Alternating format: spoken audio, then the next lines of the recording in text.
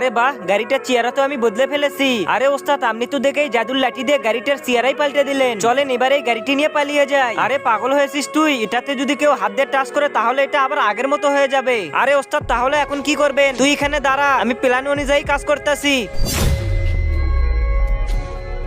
আরে বাবা, আমি তো আজকে এই গাড়িটা বিক্রি করেই ছাড়বো, সব সময় শুধু নষ্ট হয়। বাবা একটু দাঁড়াও। জি ভাই বলেন, এই গাড়িটা কি আপনার? হ্যাঁ হ্যাঁ, এটা তো আমার গাড়ি। কত দিয়ে কিনেছিলেন? এটা তো আমি 80 লক্ষ টাকা দিয়ে কিনেছিলাম। আরে আমার গাড়ি কোথায়? এর মানে এই গাড়িটি আপনার নয়? শুধু শুধু আমার সময় নষ্ট করালেন। কিন্তু আমার গাড়ি তো এখানেই ছিল। আমার গাড়ি আবার কে নিয়ে গেল?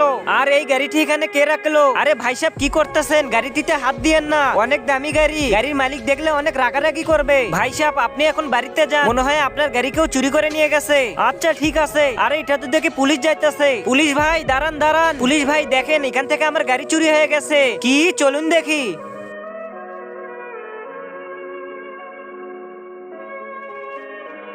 পুলিশ ভাই, এখানে আমার গাড়ি ছিল, কিন্তু হঠাৎ গাড়িটি গায়েব হয়ে গেছে। আচ্ছা, তাহলে এই গাড়িটি কার? আমি জানি না, এই গাড়িটি আমার। এত দামি গাড়ি আমাদের এলাকায়, এর কাগজ দেখাও আমাকে। আরে স্যার, এর কাগজ তো এখন আমার কাছে নেই। আচ্ছা, তাহলে তুমি আমার সঙ্গে চলো, তোমার গাড়ির রিপোর্ট লিখতে হবে। আরে বাস ছোট, তুই তো দেখে অনেক অভিনয় করতে পারিস। কত সহজে 80 লক্ষ টাকার গাড়ি মেরে দিলাম।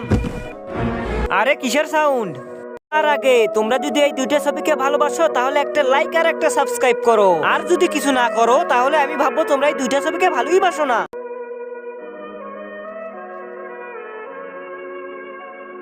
আরে এটাই তো আমার গাড়ি। আমার মনে হয় এই কিছু একটা করেছিল।